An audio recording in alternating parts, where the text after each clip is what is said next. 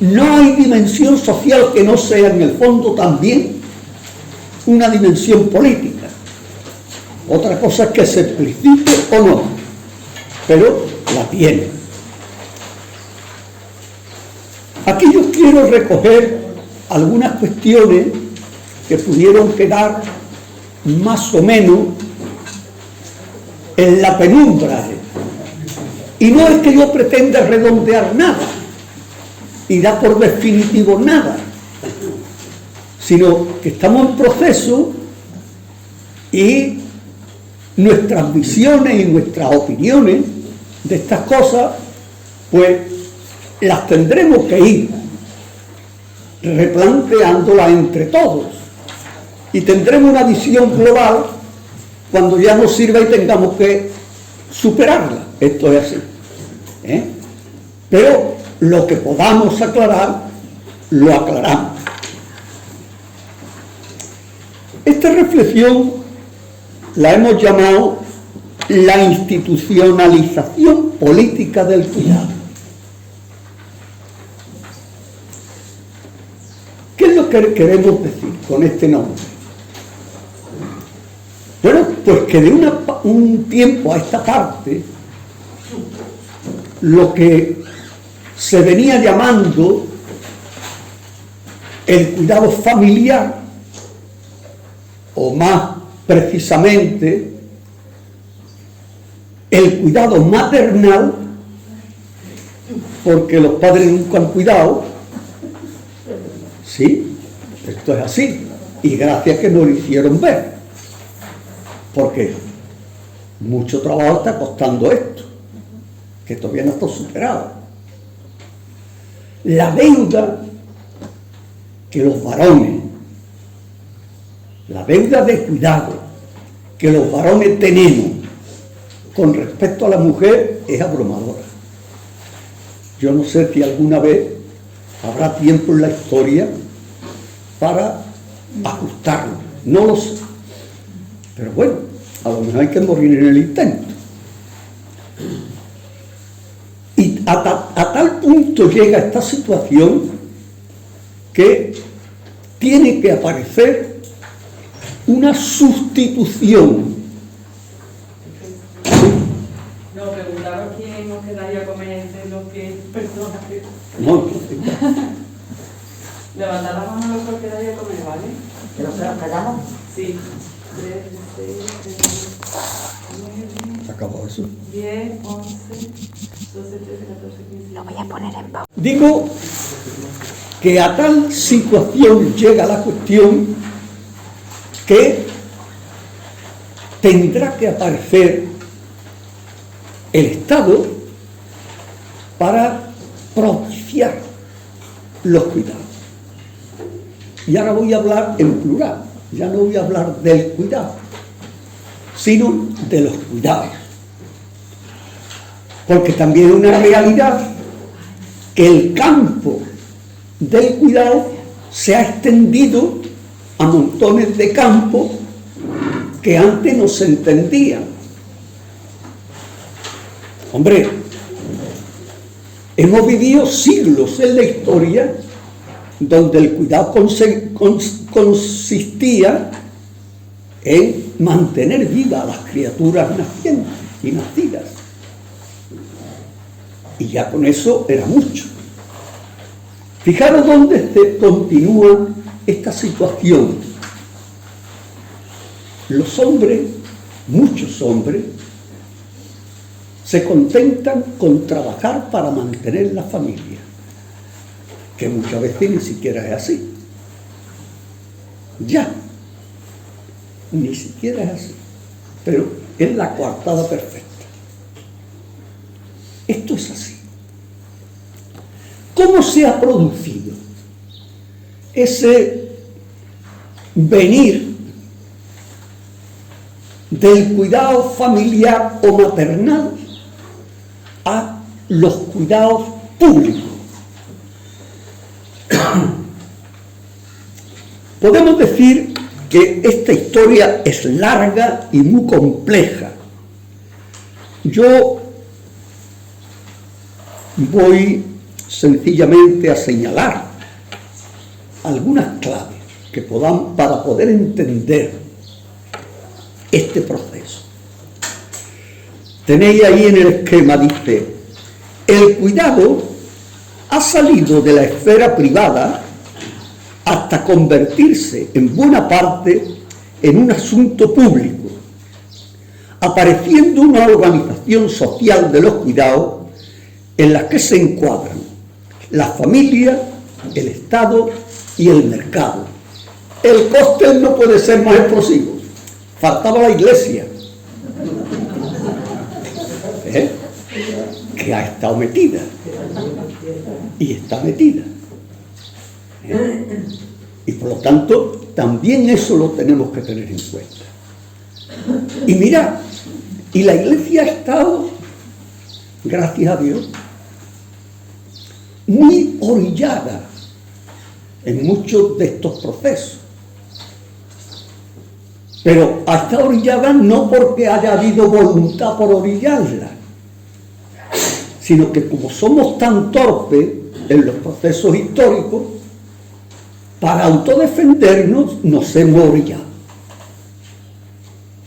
Esto es un problema histórico que ha ocurrido en este tema del cuidado o de los cuidados y en otros muchos. La oposición sistemática de la Iglesia a la modernidad ha traído todos estos desmanes. Y tenemos con humildad que reconocerlo. Yo no sé si os acordáis, me parece que fue con motivo del milenio, del año 2000, o fue con motivo del año de la fe, no me acuerdo ya. El Papa y todos los obispos, cada uno en su diócesis, organizó como una celebración penitencial por los 2000 años que celebraban. Y hubo un obispo que hizo, yo creo que lo mejor que se ha hecho en las celebraciones penitenciales aquellas, que fue el que era obispo de Orihuela, Alicante, don Victorio Oliver. Mira los amigos cómo se acuerdan. Don Victorio. Y yo me acuerdo que una de las cosas que se incluían en esa petición de perdón de la Iglesia es cómo había perdido el norte en los procesos históricos de evolución y de avance. Bueno, yo creo que algo de esto hay. Mira, y esto no tenemos que decirlo para flagelarnos. El problema no es flagelarnos, el problema es que crecemos pidiendo perdón. Todos los enfermos empiezan a curarse a partir de un punto de partida: descubrir una enfermedad. Y hasta que no se descubre, no hay proceso de curación. Por lo mismo le pasa a la humanidad y lo mismo le pasa a la Iglesia. Por ahí comienza todo. Y yo creo que el primer sentimiento que tenemos que tener ante esta evolución es reconocer que no hemos estado a la altura. Que por lo tanto tenemos que cambiar para implicarnos. Esta es la determinación. Bien.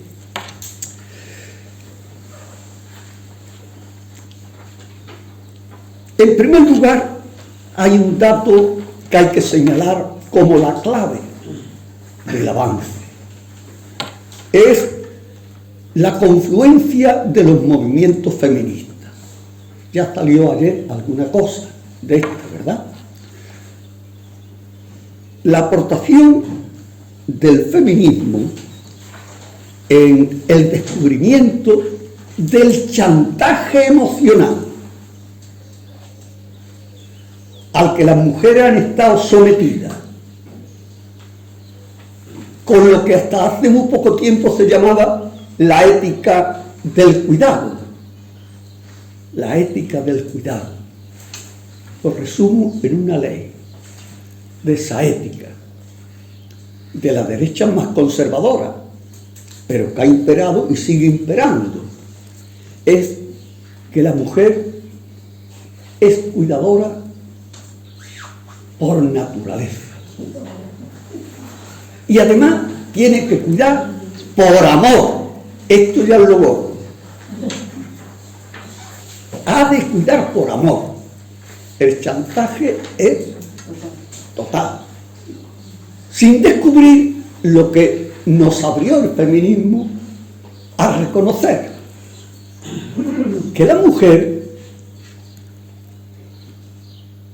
no es cuidadora, familiar, porque esa sea su condición natural, sino que, como se ha repetido una vez y otra vez y otra vez, de madres a hijas, al final esto ha contado como un dato identificativo de la mujer, y por lo tanto es una deformación cultural.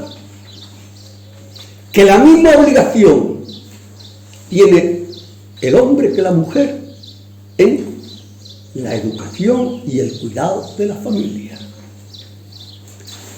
Más, no solamente queda reducido esa obligación de cuidar a la esfera privada de la familia, sino que es toda la sociedad la que está implicada también en el acto de cuidar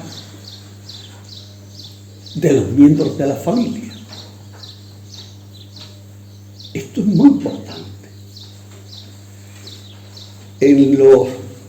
Cuando se nos abrían los ojos con las nuevas formas de comunitarismo, pues llegó a nosotros mucha literatura sobre los kibbutz, que con los que Israel fue implantándose en la tierra que hoy tiene.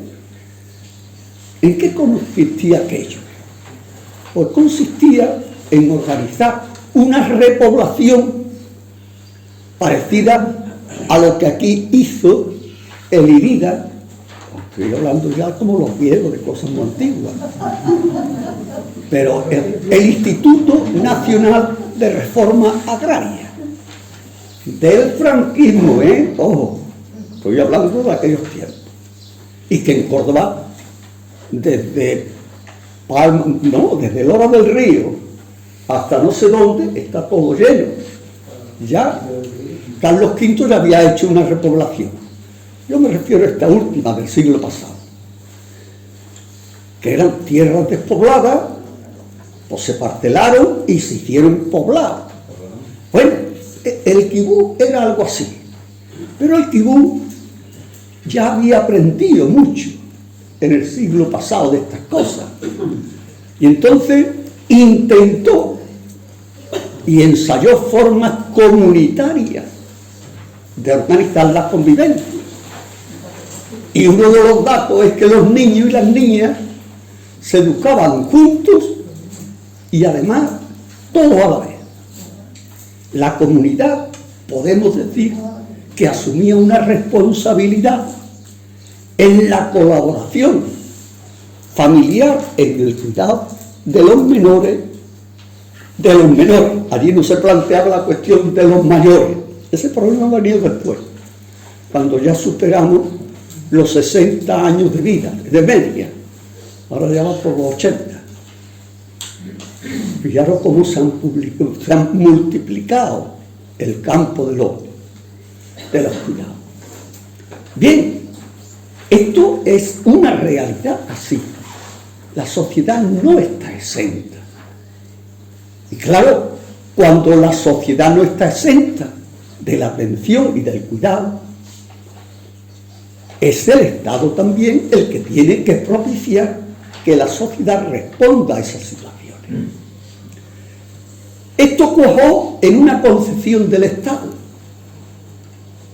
propiciada fundamentalmente por las socialdemocracias europeas, sobre todo en los países del norte, que poco a poco se fue contagiando y llegó a un nivel altísimo en los países anglosajones, Alemania, y después ya llegó a los países del Mediterráneo.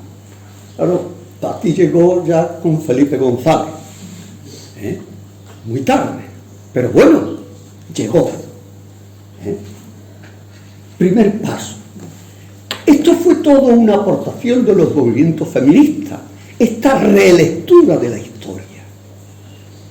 ¿Sí? El feminismo no ha sido, y en muchas organizaciones puede que lo sea, una reivindicación radical en contra del hombre o del varón, que también en todas estas luchas había una lucha contra el patriarcado, lógicamente. Pero no todo estaba ahí. Es comprender el fenómeno histórico de cómo se habían producido las cosas y por dónde tenía que llegar la superación. Este movimiento termina en una serie de claves para afrontar las cuestiones. Un dato primero: la denuncia de la discriminación y división sexual del trabajo, o de género, como queráis llamarle. Segundo, la denuncia de una economía invisible de las mujeres. Las mujeres estaban haciendo un trabajo que nadie había considerado como una fuerza económica, y sin embargo estaba ahí. Bien medida se tenía la economía de los varones. Un día de trabajo es tanto dinero, o una hora de trabajo equivale a tanto, y una hora extra a tanto, y estaba todo precisamente y muy precisamente definido. En el trabajo doméstico de la mujer esto no contó nunca. Fue una reivindicación del feminismo que obligó a todos los gobiernos en hacer apreciaciones en los, ¿cómo se llama?, los presupuestos generales que se hacen periódicamente, a cuantificar el trabajo de la mujer. Y acompañado con una exigencia de ayudar económicamente al desempeño de este trabajo. Este dato tenemos que tenerlo en cuenta porque después vamos a hablar de la profesionalización del cuidado, que es otro elemento. En tercer lugar, el feminismo ayudó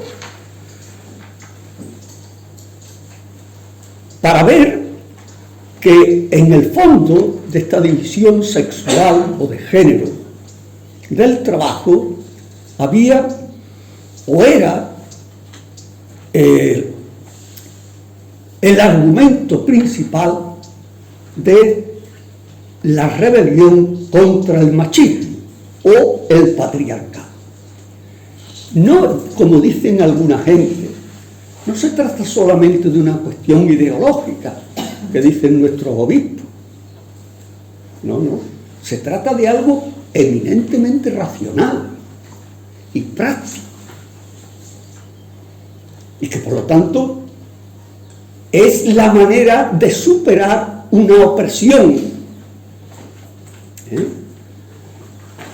Y esto estará más o menos pronunciado en los argumentos feministas, pero desde luego está recogido.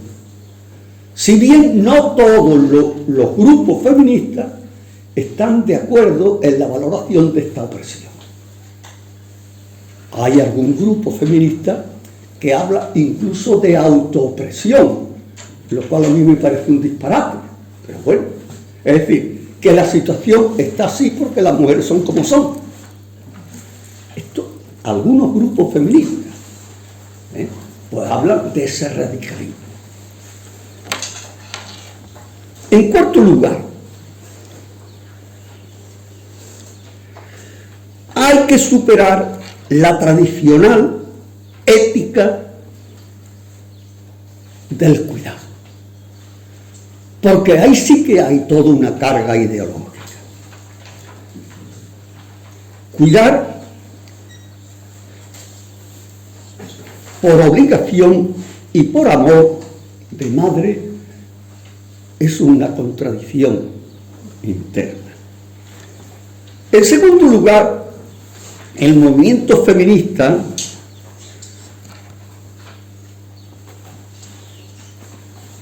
observa cómo cuando precisamente las mujeres empiezan a trabajar fuera de la casa,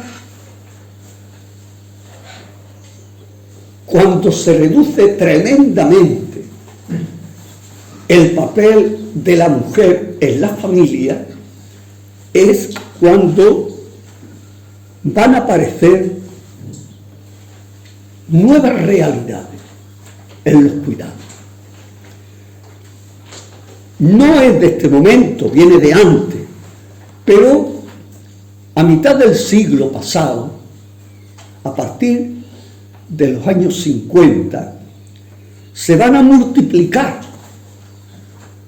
las situaciones, las realidades, las instituciones, los trabajos del cuidado en la sociedad española.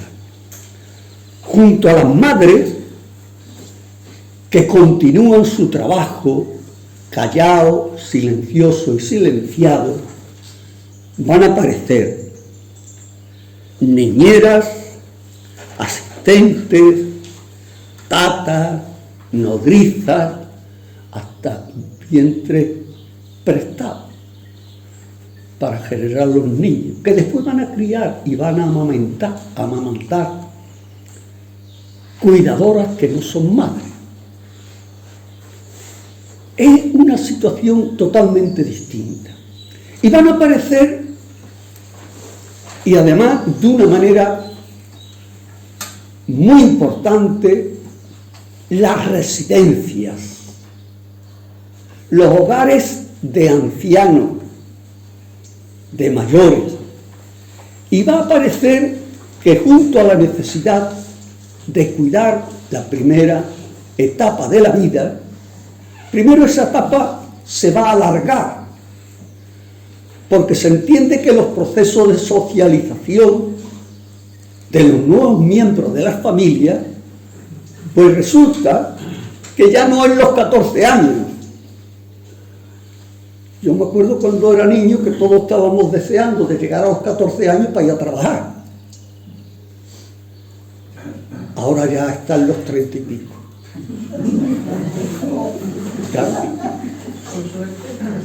Bien, pero eso todo es un periodo de cuidado y de socialización de las personas. Una persona no se estabiliza laboralmente, que es lo que le da a la persona la madurez necesaria y la independencia económica necesaria para ser un tú o un yo. Pues hay que estar atendiendo. Y muchas madres y padres que estáis aquí sabéis la lata de los niños con 30 años.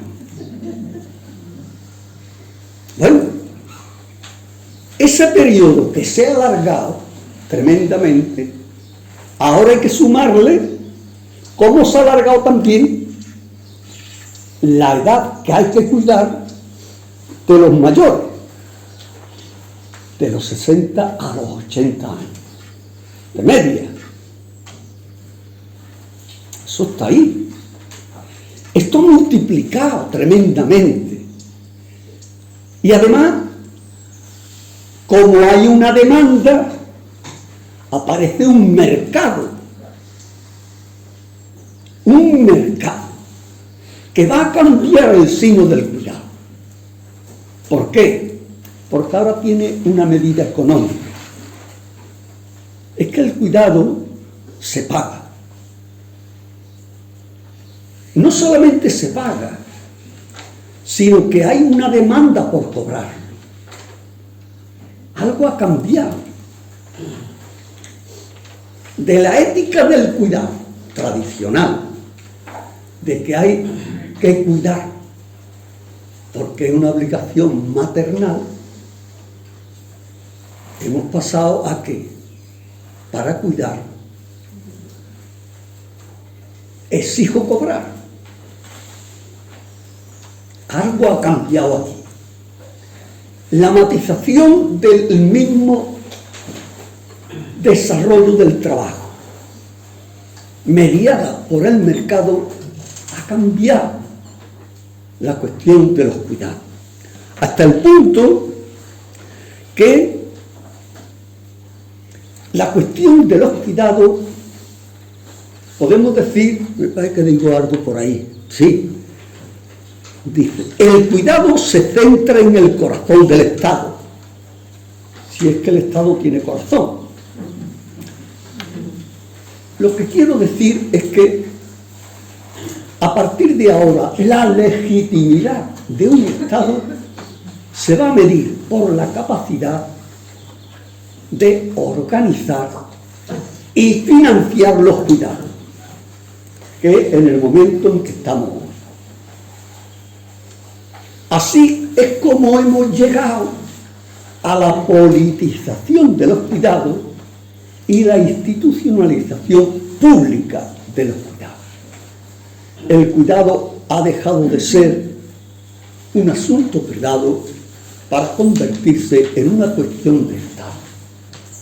De tal manera que el debate hoy está: ¿vale el estado del bienestar de la socialdemocracia de los años 60 en estos momentos? ¿Por dónde viene el futuro de los cuidados? Esta es la cuestión hoy. Bien,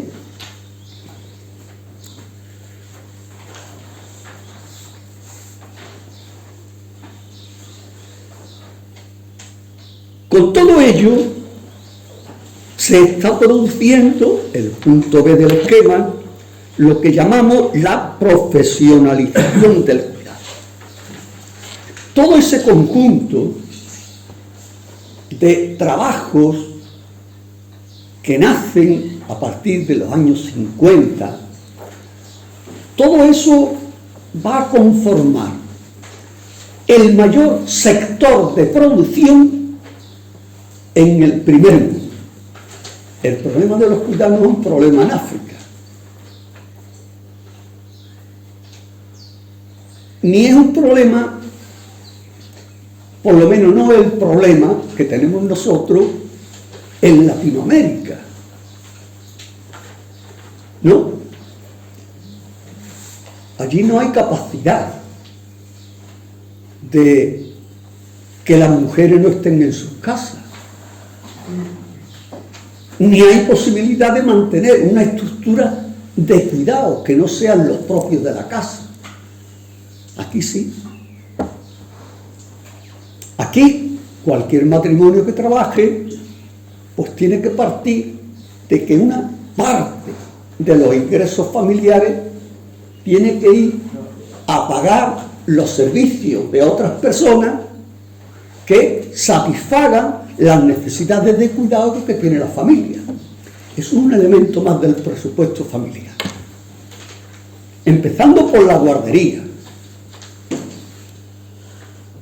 que dicen que bien vale. Recién nació el nene, cuando se cumple el tiempo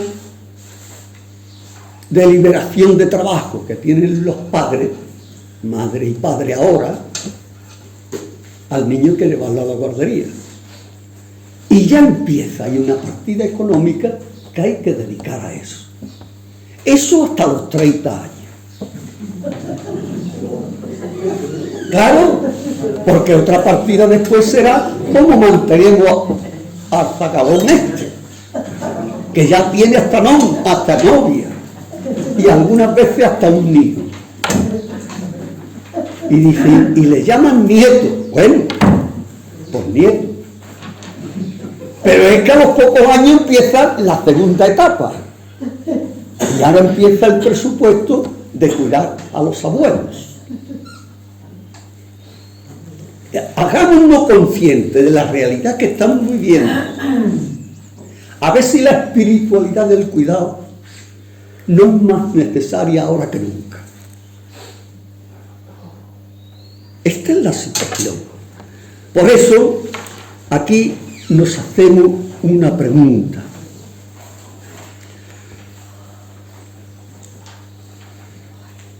El futuro de las políticas del cuidado.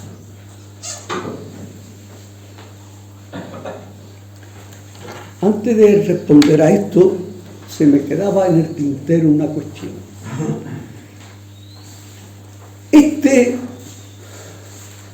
Este proletariado del cuidado,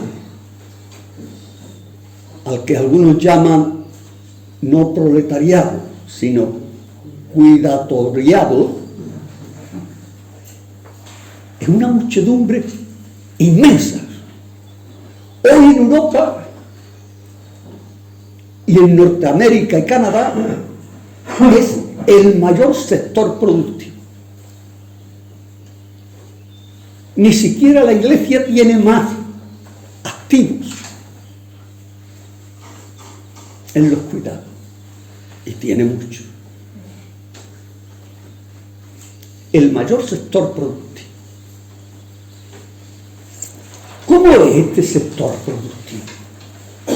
En primer lugar, es un sector productivo invisible, oculto y clandestino.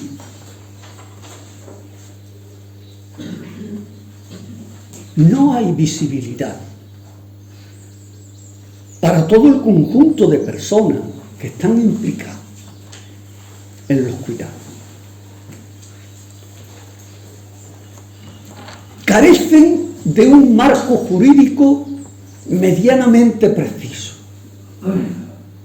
Las legislaciones que hay sobre la multitud de subsectores que conforman este sector productivo es de una imprecisión tremenda, hasta el punto de que la mayoría, o una gran mayoría, de la gente que ahí trabaja en este sector no tiene contrato de trabajo, ni tiene seguridad social. No hay posibilidad de convenios colectivos. La desregularización de este sector es casi absoluta.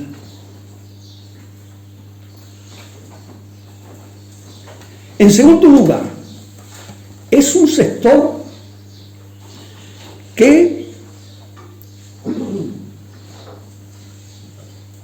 está asimilado al servicio doméstico. La gente no tiene claro que eso de ser trabajadora en el servicio doméstico a cuidar a un anciano. Es más, muchas veces las dos cosas están juntas. Y no sabe uno si lo hace como trabajadora del servicio doméstico o como trabajadora de la ley de dependencia, por poner un ejemplo. No hay ni siquiera claridad. Pero además, la sociedad no valora este trabajo, no lo considera digno. Muchas veces, hasta las propias trabajadoras de los cuidados ocultan su condición, pero no porque ellas no valoren su trabajo, sino porque no está considerado socialmente. Pero el no estar considerado socialmente tiene una contrapartida que no se valora tampoco económicamente. Y por lo tanto, yo puedo tener tranquilamente alguien que me cuide por 3 euros la hora, lo que vale una cerveza es una hora de trabajo. No tiene valoración económica.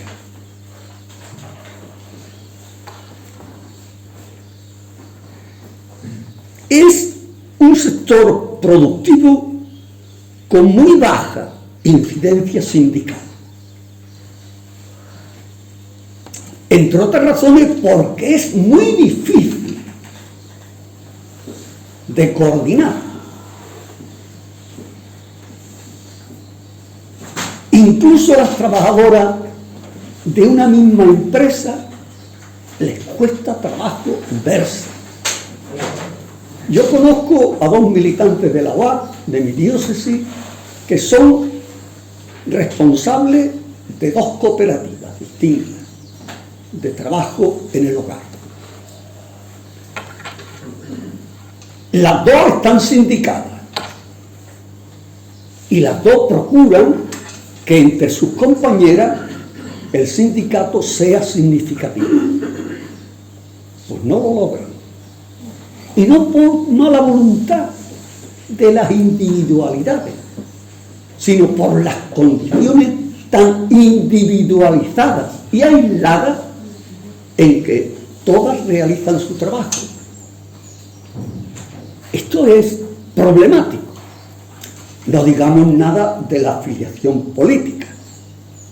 Si además tenemos en cuenta que el 90% de los componentes de este sector productivo son extranjeros y extranjeras,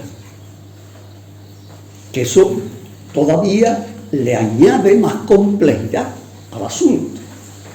¿Estamos?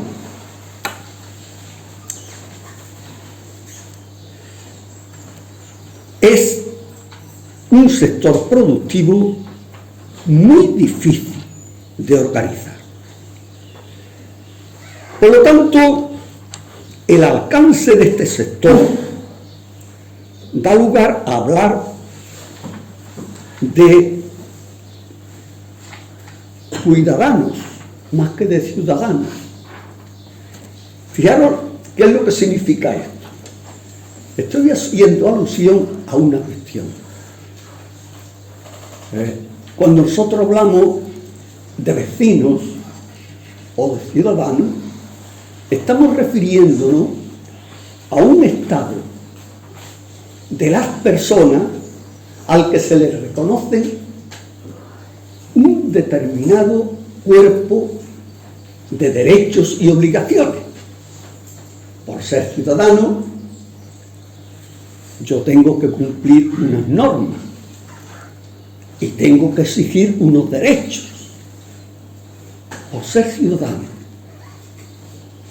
Pero hay algunos que podríamos llamar ciudadanos que no tienen posibilidad. No hablamos de que no tengan derecho a tener derechos y obligaciones, que no tienen posibilidad de ejercer su derecho a exigir derechos y su obligación de realizar unos deberes. Y son todos los clandestinos, todos los precarios. Y esta es la característica fundamental de este sector. Por lo tanto, nos encontramos con un sector al quien bien podíamos denominar los empobrecidos del mundo real. Aunque lo que falte muchas veces sea conciencia obrera en este sector. Por lo tanto, el futuro de este sector seguramente va a seguir creciendo.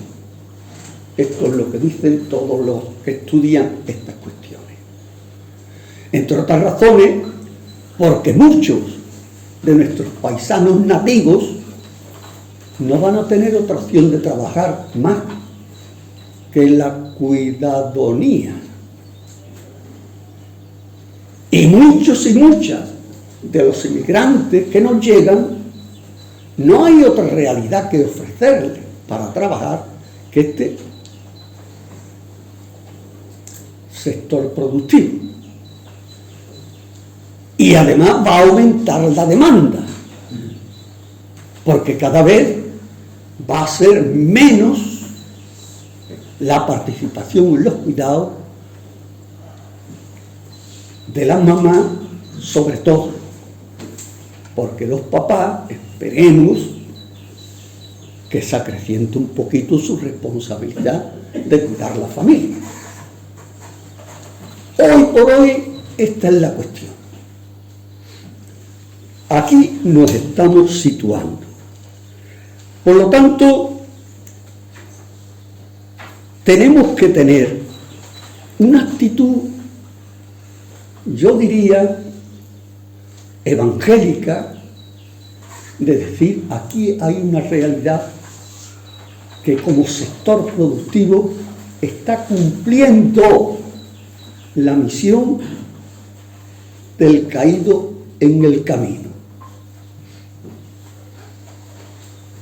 Y tenemos que hacer de buenos samaritanos con respecto a este sector.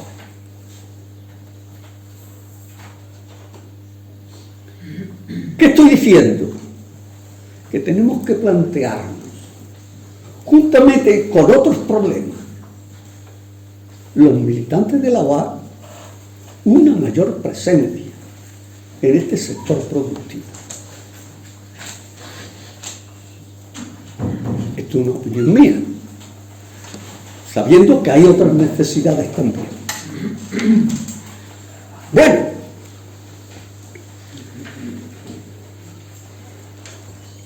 el Papa Francisco, ya decíamos ayer, que no ha dejado de manifestarnos sugerencias para la presencia cuidadora en estos sectores productivos. Y hay como 4 o 5, más bien 3, con 3 me conformo, 3 sugerencias que hace el Papa de cara a la presencia de los cristianos en este sector. Dice él que hace falta potenciar el desarrollo integral, humano y sostenible. Hay que cambiar la visión del desarrollo. El desarrollo no es que como en Occidente hay un sector que crece y que van conformando eso que antes se llamaba las clases medias. Tiene que haber un subproletariado que le saque las castañas del fuego. Ese desarrollo es injusto e inhumano y además daña la naturaleza. Y por lo tanto, como actitud global ante este sector, el cristiano tiene que tener una visión del desarrollo integral que abarque a todas las personas y a toda la persona. Y por lo tanto, una actitud de un desarrollo sostenible para no dañar más de lo que está la naturaleza. Primera actitud. Segunda sugerencia que hace el Papa. Es necesario redefinir los marcos jurídicos. Antes decíamos como en este sector eso es absolutamente impreciso, que garanticen condiciones laborales dignas y hagan visible y digno el trabajo de los cuidados. Esta es otra actitud básica. Y tercero, hay que vigilar la dimensión ecosocial de los presupuestos generales del Estado. Mirad, la pregunta que se hacen algunos que se interesan por los presupuestos generales del Estado es: ¿esto cómo me afecta? Y las instituciones políticas lo mismo. ¿Qué se dice en los presupuestos generales del Estado respecto a las obras públicas que vamos a hacer en Córdoba? Y en función de lo que diga o no diga, tomo una postura a favor o en contra. Esto es así. No, esa no debe ser nuestra actitud. Para nosotros, el objetivo, esto favorece el desarrollo integral de las personas y de toda la persona, y de manera especial, esto favorece la atención de los empobrecidos y el cuidado de la tierra. Esta es la pregunta, que tiene que ser una actitud que mueva nuestra presencia. Y el Papa también desarrolla o hace alusión a algunas orientaciones más concretas y que por lo tanto son más fáciles de su concreción en el día a día y en la esfera de lo local. Insiste sobre todo en otras tres cuestiones. Hay que propiciar una transición ecológica que salvaguarde la necesidad de los cuidados.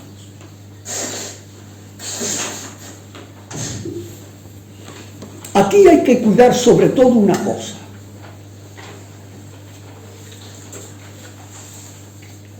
Criticar y por lo tanto negarse a toda orientación de política económica que se olvide de la economía real. Cuando se habla de economía real, nos referimos a la economía del pueblo, a la economía de la gente sencilla, de los pobres. Negarse a toda orientación de política económica que vaya en contra de esa economía o no aborde los problemas de los pobres. Y habrá que potenciar todas aquellas orientaciones o propuestas de desarrollo sostenible que haga más llevadera el trato de la tierra y por lo tanto la atención a los empobrecidos. Una primera cuestión. Una segunda cuestión. Desautorizar toda actividad económica propiciada por las instituciones que sean, que se oponga a los acuerdos internacionales, ecosociales y a los derechos humanos y sociales. Esto es una cosa permanente. Todos los estados, todos, cuando se reúnen para aprobar las políticas ecológicas y sociales, hacen grandes principios que están bien, pero que después van a negar con la experiencia cotidiana de los acuerdos en torno a esas mismas cosas que han acordado. Esa política de decir sí para luego decir que no, eso hay que denunciarlo. Los circos que nos montan de cuando en cuando, eso hay que negarlo. Avanzar en un nuevo contrato social, empresa, trabajadores y trabajadoras, para fundamentalmente tres cosas. Primero, garantizar la dignificación del trabajo. Ahí nosotros llevamos ya tiempo trabajando en esta campaña por el trabajo decente y habrá que continuarlo. Yo diría que habría que ser menos propositivo y más denunciante. Sí, se puede avanzar un poquito. En segundo lugar, garantizar un sistema de derechos sociales, económicos, políticos y culturales.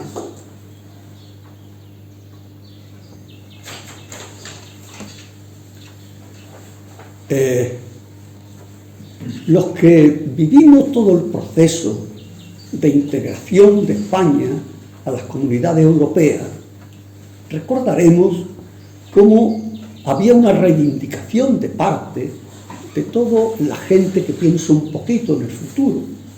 Y decíamos que Europa para nosotros no debía de ser el club de los ricos,